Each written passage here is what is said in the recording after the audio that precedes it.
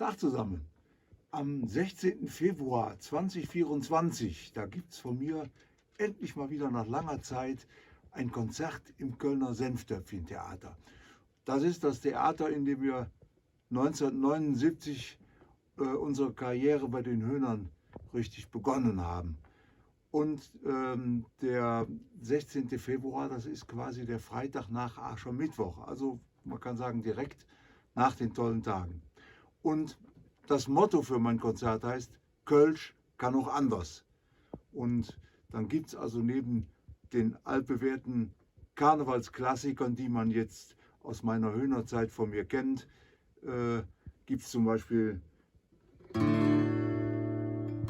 Komm, lass mal vieren, nicht lamentieren. Oder Hey Kölle, du mein Stadt am Ring, hey, wo ich groß geworden bin. Oder Menschen wie mich, tun kriechen und lachen. Menschen wie mich, sind nicht jen allein. Oder es gibt auch viele andere leisere Töne, wie zum Beispiel Rosamunde ist vorbei.